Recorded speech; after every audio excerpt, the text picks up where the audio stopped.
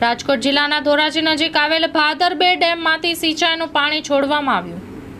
ચોમાસુ પાકના આગોતરા વાવેતર માટે થઈને ખેડૂતોની પણ પાણીની માંગ હતી।